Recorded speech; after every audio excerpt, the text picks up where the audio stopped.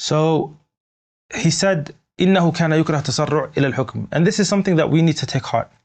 Wallahi, we need to take heart of this today, where we have situations where people are very hasty in kind of volunteering to give fatwa, or volunteering to solve the people's issues when they're not qualified, or there's someone more qualified present.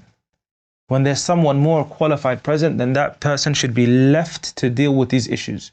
And if you have major scholars in a country or in a city, then it's not appropriate for you as a student of knowledge, or me as a student of knowledge that is just, in the beginning stages, to deal with certain issues.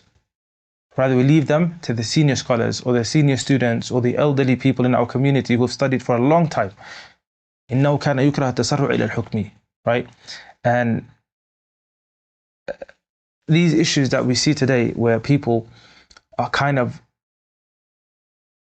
making light of the issue of answering the people's questions, and they say, wallah, they say sometimes, I'm just quoting the Fatāwā of the scholars. You're not really doing that, are you? Because the Fatāwā of the scholars are given, and they are bound by the timing of them, the person who's asking the questions, the environment, and so on and so forth. So there's a lot of quyūd that you don't see, that the scholar sometimes pays attention to. So for us to take that fatwa and place it into another setting, disregarding the differences between the time, the era, the question, the person, the environment, and so on and so forth, you're now doing something that is called tanzil al-fatwa, tanzil al-hukm.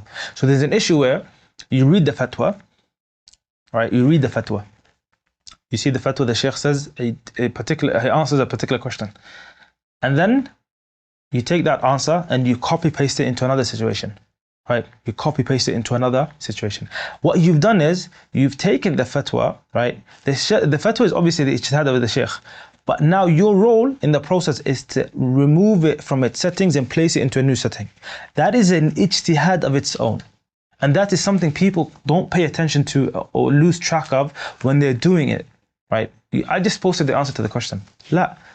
A person asks you and you say, Fulan said this. Now you are taking that answer and placing it into this situation. That is a form of fatwa, that's a form of ijtihad that requires knowledge. And that's why the scholars, they also always say that a person who's a layman should not be answering questions, and he should not be relating the Fatāwā of the scholars to the people. Rather, he should guide the people to the scholars. He should guide the people to the scholars. They'll deal with his question.